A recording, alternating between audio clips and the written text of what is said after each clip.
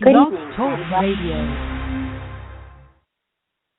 Good evening. Welcome to Thursday Night Say What You Want to Say. Time to Play podcast. Our topic this evening is generations, Generation X versus Generation Y. And joining me this evening, hopefully, will be Erica. She's a 22-year-old woman who grew up on Long Island, and she's a prime example of a person who experienced difficulties in her youth. And she's not only empowered to enjoy life, but very interested in spreading awareness and empowerment to others. My name is Stacy. I'm a certified teacher and a CASAC-t, and I, too, am impassioned by inspiring as many people as I can for self-empowerment and self-esteem. Let's see, who do we have on with us? Oh, Brooke. Hi. Is that you? Yep. Welcome. Hi. How are you? Hi. Thank you. Great to have you back. Brooke is from Florida. She is a mom of a former student of mine, and she is very intent on empowering herself and channeling the best version of herself that she could be. So we've been bonding over issues of self-esteem and self-empowerment, and she's decided to join in on the podcast. We're waiting for Erica, and Jackie Guma might be joining us as well this evening, and she is one of our CPRs on the Time to Play Foundation. Each week during our podcast, we will discuss good news stories, stories of hope, stories of success, and stories of empowerment. And we encourage everyone to call in and participate. Again, our call-in number is 646-200-0848, and feel free to join in anytime or just call in to listen. Empower Half Hour is made possible by the Time to Play Foundation Incorporated, a not-for-profit 501c3 corporation with the mission and purpose to enrich the lives of others through programs, public awareness, outreach, activities, events, and learning opportunities that further the concept of enjoying life. So, this topic tonight, generations, Generation X versus Generation Y, was suggested by Erica. And hopefully she'll be calling in to share a lot, because when we talked about this topic, she really had a lot of interesting things to say. And before we get started, we could just take a brief overview of the general characteristics of the different generations. So Generation X was born between the years of 1966 and 1976. They come of age in between 1988 and 1994, and Generation X's today are ages 39 to 49. And the current population of Generation X today is approximately 41 million, and sometimes they're referred to as the lost generation, also known as the latchkey kids generation, based on lots of exposure to daycare and divorce, and also the generation with the lowest voting participation rates of any generation and a high percentage of dropouts in high school with a lack of interest in social issues. Now, most of my research, I'll be sharing research and experience. Most of my research, I love the source, the social librarian. It seems to simplify the different generations. So I just wanted to mention that. And Generation X is also characterized by high levels of skepticism, a lot of self-centeredness, what's in it for me attitudes, and a reputation for some of the worst music to ever gain popularity. With the high percentage of divorce rate, Generation Xers typically use this high percentage of divorce for an impact on how they will shape their families to come. And I disagree about the music aspect of that, because I love the 70s. I actually sell radio time for a station that has a lot of 70s music, so I don't think it's the worst music. But anyway, Generation Xers also are arguably the best educated in college aspect, with a 29% obtaining a bachelor's degree or a higher, which was 6% higher than their previous generations. So there shapes a new growing maturity starting to form with families in Generation X with a higher level of caution and pragmatics and concerns that run high over avoiding broken homes and kids growing up without parents just from their own experiences. And there was also a significant lack of financial planning. So that's just a brief overview for Generation X. And I don't want to sound so statistical over here. Usually, I love to have the conversation. I'm just waiting for Erica to join the line. So I'm just going to give a brief overview of Generation Y, who was born mostly between 1977 and 1994. They come of age usually between 1998 and 2006. And Generation Y's ages today are 21 to 33. So the current population is approximately 71 million. And they are the largest division since the baby boomers. Their high numbers reflect the birth of Generation X. Generation Y kids are known as incredibly sophisticated, technology-wise, and immune to most of the traditional marketing and sales pitches. They've grown up with it all, and they've been exposed to it all. And Generation Y members are much more racially and ethnically diverse due to expansion of cable TV, satellite radio, and the Internet, and just basically schools, too. I know the private school that we both taught at in South Florida was very diverse, right? Would you agree, Brooke? Yeah, very. Yeah. So, and it was great for our kids to grow up that way. Generation Y are also less brand loyal. They're less many different options, all due to, of course, the Internet. A lot of Generation Y kids have credit cards co-signed by their parents, and they're raised in dual income or single-parent families. And they're more involved with the family purchases, with everything from groceries to cars. So they become increasingly more, aware, which is great for future generations.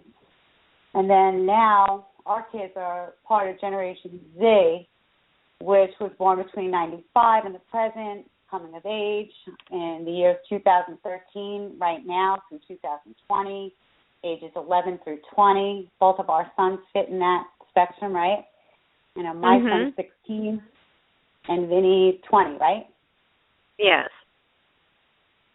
And the current population of Generation Z is 23 million and growing rapidly. They're the most diverse, even more accepting, of course, the outings, gay marriages today. Higher levels of technology will make significant differences, and mostly like in academics, allowing for customized instruction, data, being able to channel and pinpoint diagnostics and remediation.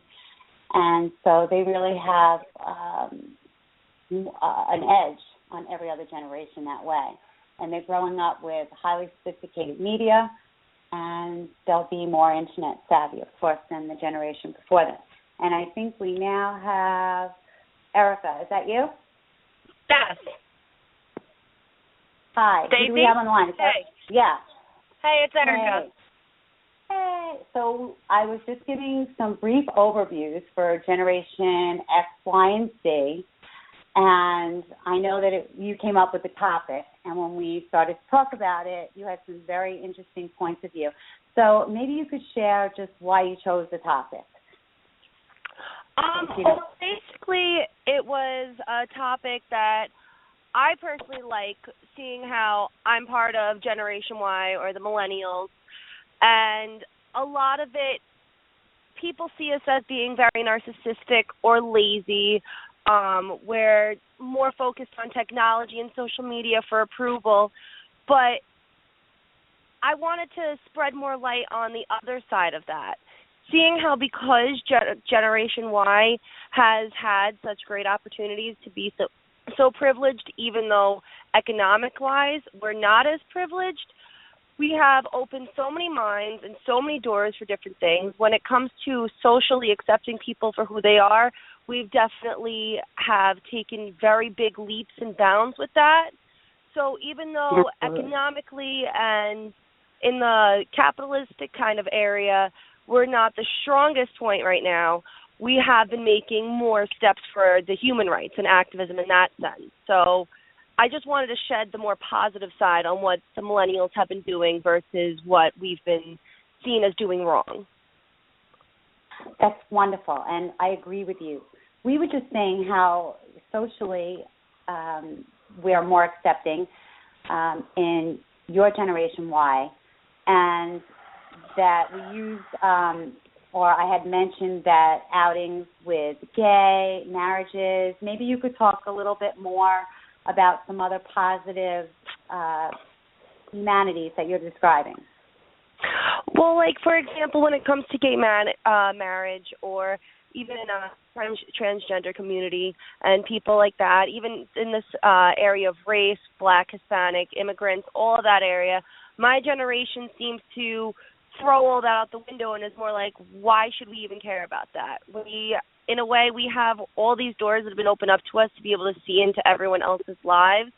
That because we have that, because we've been so glued to social media, we've also learned that no matter how different somebody can be seen as, they're exactly the same as somebody else. They just have a different opinion. They just have a different lifestyle. So why should we really care about how they are, or how they act, or what they believe in when we're all here for the same thing? We just want to love each other and be accepted for who we are. We've all struggled with it. We've all had problems with it.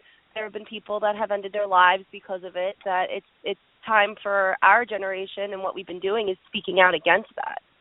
So that right there has been a huge positive outlook on it. I mean, just this year, gay marriage was legalized throughout the entire country.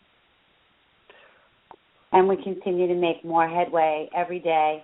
I know that. Yes. I know that my son has those views. He's 16 years old, and his attitude is the same as yours. You know, we're all the same. It doesn't matter where you come from. He just actually shared a paper with me a half hour ago with his views based on a poem and a novel. And he actually alluded to the same ideas with ethnic values, and it really made me proud.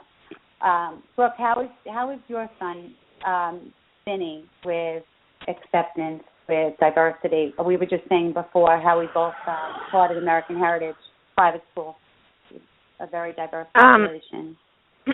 Very accepting. It's really good to see. A lot of the things that I grew up with in my own home, the comments that my father would make at times were extremely inappropriate, and we kind of grew up that way too. I don't know how you say it. I guess a little bit of racism was in our family, and it's not at all anymore. And my son has so many different groups of friends. It's amazing, you know. And that's wonderful to hear. I'm proud to see that also, you know. Absolutely. And let me just ask, well, I want to tell Erica, you had called in Brooke. Brooke is from South Florida. She taught at the same school that I did as a teacher's aide, and I had the privilege of teaching her son Vinny reading in middle school, and she's just very curious lately to empower herself, and she called in last week and this week, just so you know who's on the line. Who else do we have here? We have someone else on the line now. Jackie? Hello? Hi. Jackie? Hey. Yes, can you hear me? Okay, yeah. I was just wondering who called in just now, and we were just talking about acceptance and how this generation is so much more diverse. And I wanted to touch on the topic of technology and the influence of technology with Generation Y, and I thought maybe one of you would be better than I to share about it. So maybe Jackie or Erica can talk about the edge that you have with technology. Who would like to? Okay. Kat's also with me today. Hello. We're on the same line, but I don't know. My phone broke, so. Yeah. I think technology, I feel like sometimes it's good and sometimes it's bad. I think that a lot of people, I don't know, it's like a lot of people are really addicted to their phones. Like I see a lot of younger people, I don't know, older people are pretty bad too, because they're like, wow, this is brand new to me. But I don't know, younger people are kind of bad about it. Like I'm always like, please please get off your phone. Like, I feel like when you're with people, you shouldn't do it, but it's like a definite problem that our age has. Yeah, it definitely lowers your chance of connecting with anybody. Really, That's definitely true. Yeah, it's the radiation from it really doesn't help your energy. You know, it's kind of what does it do?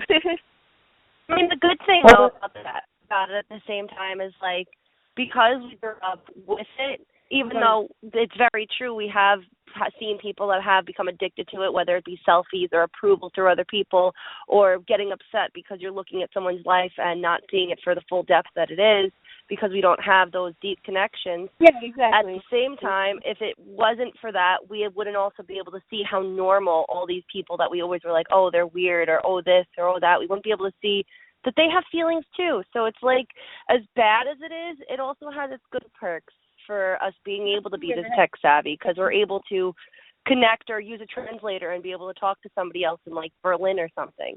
So that's pretty cool about it. You're right. I think it's also good like to see other people's posts and stuff. Like Facebook is, you know, I feel like without Facebook we wouldn't have as many interactions at all, music wise, art wise, anything. I feel like communication in general, it'd be so much more limited. We definitely inspire each other. I know I just wake up in the morning and just from time to play Facebook alone, everyone shares positive, you know, affirmations every morning. It's just such a great way to wake up. But most importantly, in a positive light, I mean, my gosh, today, like for example, if something's wrong with my son, I'll just Google and look up remedies or, you know, characteristics of what's ailing him, and just like everything is at our fingertips. When I went back to teaching school after 23 years that I graduated, when I first graduated with my education degrees, I went on board with my husband with a restaurant, and I didn't embrace teaching until 23 years later. And how powerful having that computer, anything I didn't know, I never left any of my students, you know, without an answer because I had it right at my fingertips. It was amazing. Like, you guys don't realize when we didn't have this. The first exposure I had to a computer was when I was in my restaurant in 1989, and I first wanted to embrace a mailing list for my customers. So I was taught how to download names and addresses into the computer. Before that, I had no experience with the computer whatsoever. So, I mean, just the light it sheds on everything, you know, for education alone is profound. Wouldn't you agree? Yeah. Now, speaking about education, for you, Stacy, and Brooke, how do you feel about, like, they say Generation Y is very lazy and they want more me time and they're not focused on school, but at the same time we cry out about the loans and the financial situations that we're in when we go to school. How do you guys feel about that? Do you feel like school was a lot easier to be able to afford or get into or be able to do more things with the degree than it is now with the salary versus living arrangements and where we all live? Or how do you guys feel about that? I think lately it's a little bit more challenging, but I also think that there's so many resources for financial aid and guidance. If you reach out, whether it's through a high school or through the community, there are resources to help guide us, and depending on what we choose for our career, you know, the challenges for paying back the student loan is, I think, a little bit more challenging than it was with the last generation, in my opinion. Okay. And how do you feel? How do you feel about it? I think Jackie's off the air right now, I think. So we know. Yeah. Jackie, are you there? Yeah, we're here. Oh, okay. So who did we lose? Oh, we actually lost Brooke. I'm sorry. Oh, Okay. Now, what about the fact that they also call us the boomerang generation because we're a lot more... I never heard of this term before. What does exactly that mean? It means that we're a lot more susceptible to trying to go out on our own, but then coming back to our parents. Now, do you think that has to do with, like, I personally feel like it has to do with the economic situation, Because even though $10 an hour to some people sounds great, because that's what they were making when they were 18 back in like 86 or 70s, they might think that sounds great, but with rents in New York, it's not that good now. No. We end up back in our parents' house 9 times out of 10, even with a degree. Now, do you feel like that could be the generation's fault, or does that have to do more with like the economy and what happened with it and the choices that were made in the past to build up towards the depression that we did have back in the early 2000s? I think it's economics, because I feel like a lot of the times our generation's like, oh, I want to go adventure and travel and everything, and then they wind up realizing, oh, I don't have any more money at all, I guess I have to go home. Or they try and get a job somewhere else, and then they're not happy at all. So then they wind up home eventually anyway. Or they try to leave with someone else, and then they're like, no, and then they leave. So now do you feel like we're more of a soul-searching type of generation? Yes. We're more focused, less on the money and more on how to find inner peace and happiness? Yeah, I think that, like, I'll take myself as an example and people that I know. None of us really want to be at work because we'd rather be adventuring and we'd rather be in nature and we'd rather be doing life things other than go to work and get our soul sucked out for, like, 9.5 hours every couple of days. So, you know, it's like, I feel like instead of work, I feel like a lot of people our age think it's a waste of time, you know, but it's like we need to do it. So, I don't know. Yeah. Because of money. We need money to survive in this economy, but if the jobs out there aren't paying us, you know, the amount that we actually need to survive, we're not going to survive this way. And I feel like that's what I've been thinking about as well. Like, why should I be doing this? And I'm just draining myself by being here and just worrying about how much money I'm making, or like that shouldn't be a priority on my mind. I should be outside learning about the world, you know, instead of just sitting there day after day and then wondering when I'm going to leave or hating to wake up in the morning. You know, I think that's why people go back to their houses, so they don't, you know, have to worry as much. As, you know, being independent is really hard. But and another light with Generation Y going back home is they were actually born into a generation that had more access to birth control. So babies were really more wanted than in the previous generation. So they were more nurtured. So it would be more apt for them to go back to the nest, you know, just on that aspect alone. So it's just another. Like they didn't have any, like they didn't have a challenge thrown at them like marriage or being able to leave college and finding a job right away to start the career. And with these jobs almost being stuck in a 1980s kind of pay with a 2015 lifestyle, it made it a lot more difficult that they were like, I could go back to mommy and daddy. Yeah. And so I feel like if someone had a baby, even if they couldn't afford it, like they would still keep it. And like, it all depends on sorry. No, it depends a lot on the situation, for sure. It depends on how you were brought up and who your parents are as well. And that's true. Yeah, I don't think it's all set. Like, oh, we all have to run back to our parents necessarily. I mean, we run back to the people that helped us once, but no longer do. You know what I mean? Yeah. So I guess we understand in many aspects other than the parents. So it all depends on like what they go through and how they learn. You know? Yeah. And in staying, you know, like in staying true to our soul, we, you know, can adapt to a lifestyle that just allows us to live true to ourselves. Like for me, the Stacy in the 1990s is so different from the Stacy of today. Like it was all about things and stuff and fur coats and jewelry. I mean, my opinion of fur coats today is just so, like, I'm so not into the bling and all of that. And I've just become a different person, and I'm fine with downsizing and simplifying my life. And I plan to do even more simplifying. And less is becoming more to me, and things that didn't matter to me like when Jackie talks about nature. I mean, I was not tuned into a lot of these things in my past. And today, I think my values change. And I think it's, the evolution of just, being true to my soul and realizing who I am. And I feel like now a lot of good experience also. You have to connect with your... Yeah, and you need to know that you want to. So, like, if you never thought that in the beginning, like, you're going to eventually think about it in one way or another, or, it's either you ignore it or you get serious about it eventually, I think.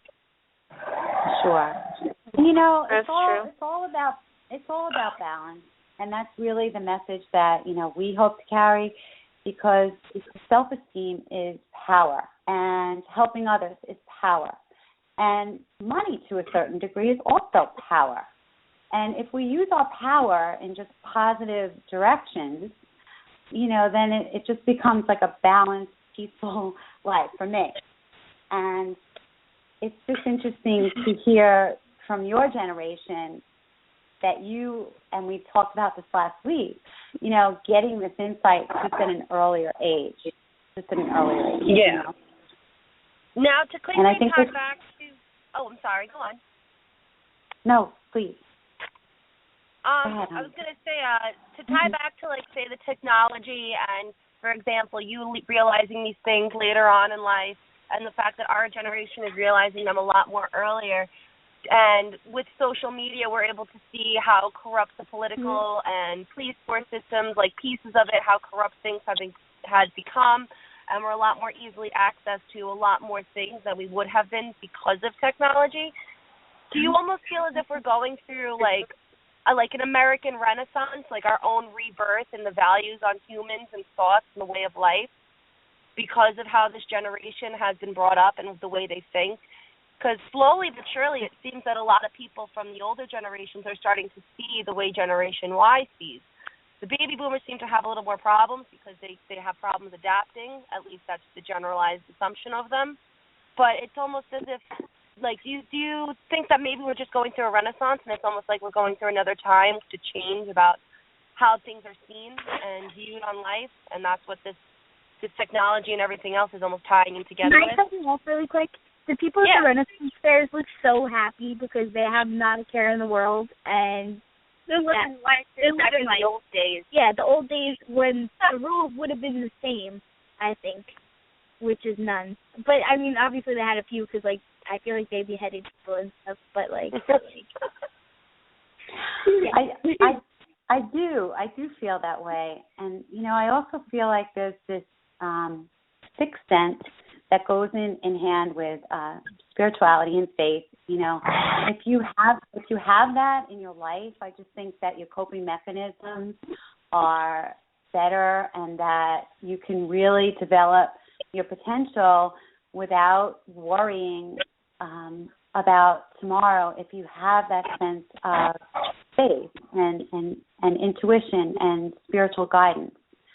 I know that from my marriage, I have that. I've been blessed to acquire it. I don't think that I was born with it.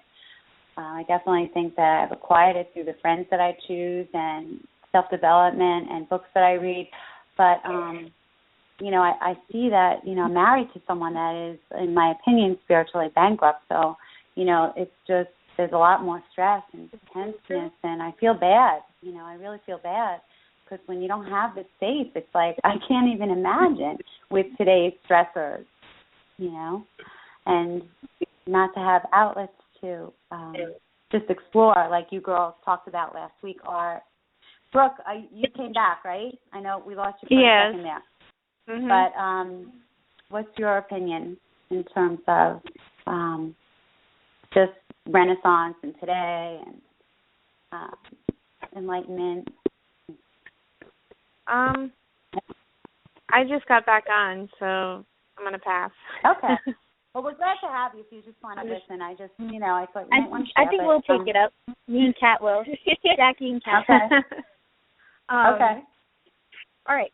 So, let's see. Renaissance, enlightenment. I feel like learning, gives me so much more power than I I had, like I feel like I don't know, I feel like I really was just going to work and stuff, and until I feel like I was actually a little more enlightened. Like, I was doing yoga and stuff, but I never really thought into the stuff that everyone else, that they were. And, like, I don't know, I never watched TV and stuff, so I'm kind of just learning as I go. Like, if I see something or I think something, then, like, that's what I'm more interested in. And, like, I've been reading into, like, plants and magic, and I just got this book, 2 books today. One of them is called, I have them right here, Advanced Studies of the Human Aura, and the other one is called, well, it's a handbook to the spiritual power of plants.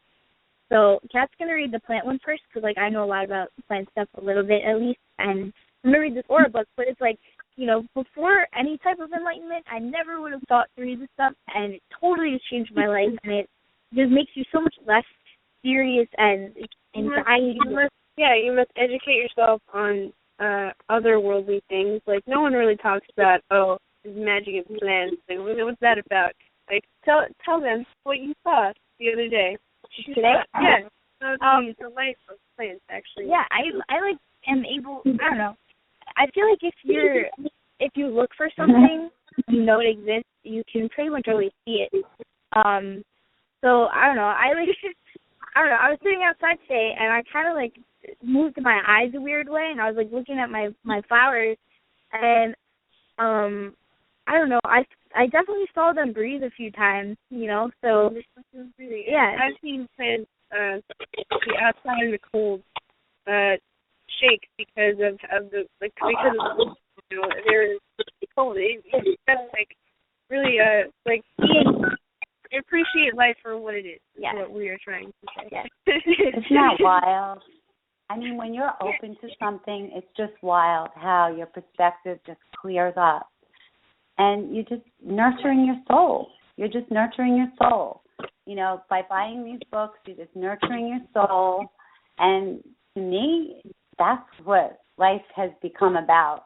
Just nurturing the things that bring us joy and not worrying about tomorrow. Not that we don't have to be sensible and we have to get out there and earn money. But, and Erica, I'll use you for an example. You're switching jobs this week because you weren't happy. You felt stuck. Yeah, I got the Whole Foods job, Kat. Yay! I'm so excited. But yeah, it's very true. It comes down to question everything. Like, why should I be here if I'm not happy? I feel like from everybody getting into this mindset of if we're not, our lives, even though we're all not more special than another person, we are all unique, and having this conscious mindset in sync, it might actually be able to help us be able to work and live happy, and for everyone to finally understand that happiness is the key to a joyful life before work, before money, before anything like that. So, for example, me switching jobs, even though it was scary, like, I did it different. I live very conscious in my life. I'm conscious when I eat. I'm conscious when I talk. I'm conscious when I listen. Like, being conscious and mindful about everything you do is one of the best things for yourself, to just question everything, to challenge everything that comes your way instead of just accepting it for how it is and not being able to change it if you're not happy with it. You're right. Exactly. Yeah, I feel like everything's good point. You. Sorry, I don't know. Okay. And it's okay. We got 4 of us on, but Jackie, go ahead. Finish your thought. All right, mine's quick. I feel like everything's introduced to you, but like everything needs to be customized. So like everything that does come your way, I feel like there's a different way to put it into your life. Like maybe it is great and it starts out awesome, but like like flowers are pretty and then they bloom more and and they change. So I feel like I don't know. I feel like it needs to be altered and customized, but like that's there for that reason, Oh yeah, it's all made especially for a special lesson for yourself. Everybody's experiences and situations are different. They're made customized for ourselves, but it's to teach us all the same lessons in the end. Exactly. Or and the lessons we need. And we all have something special to share, Yeah. And whatever comes into our life, we have to take it as is, and we always have to use our past as a foundation for our future, you know. Exactly. And, we let what's needed come to us. I'm sorry, go on, Stacy. I'm done. No, I was just going to say, and I published an article on the website yesterday called Confidence, and I wrote, and I feel that I've come to a place where if something doesn't work out, like I really feel comfortable with the fact that there's a bigger plan, or just the idea that rejection could be God's protection, you know, and I always try to find something positive, and I really feel like it helps, you know, my health.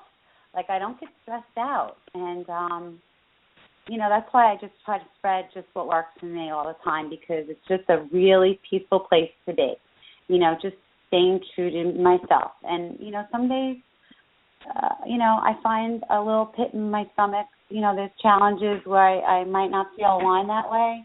And every day is not perfect, but, you know, it's just a work in progress. Exactly. I can understand what Erica was talking about before, though.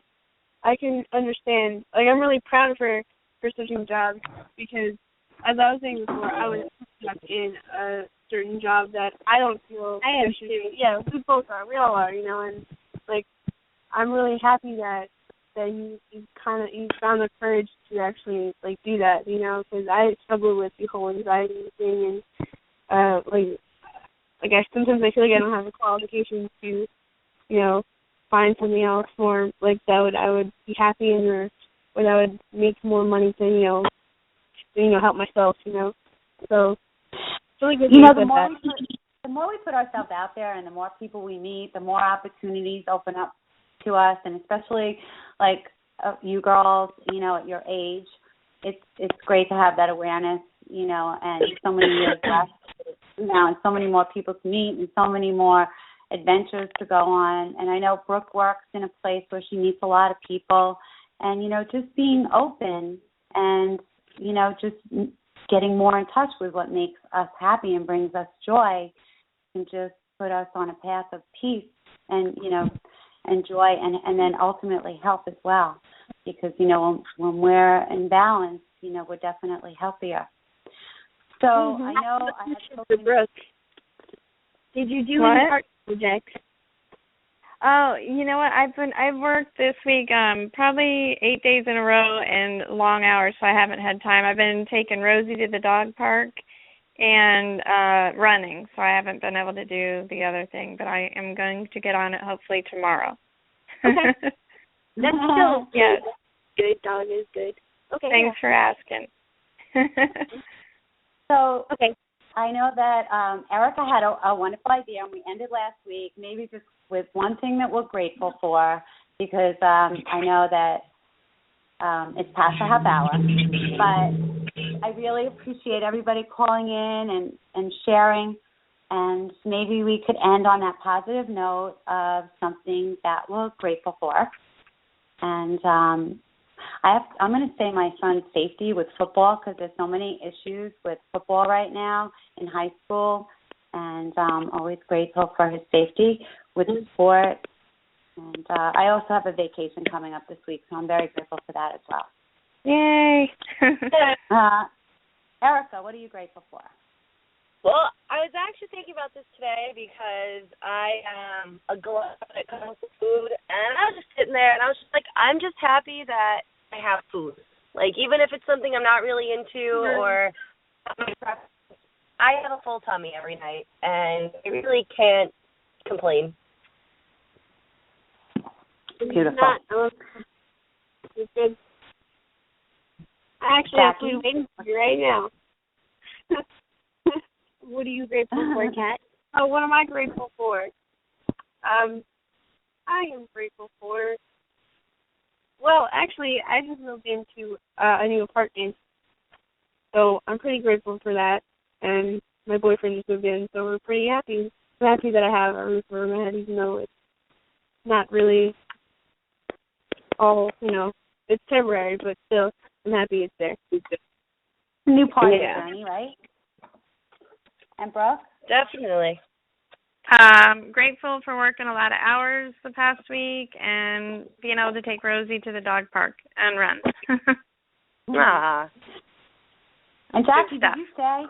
I don't know if I heard you. Jackie, did you share your gratitude? No, I'm moving now. I didn't know if there was anybody else.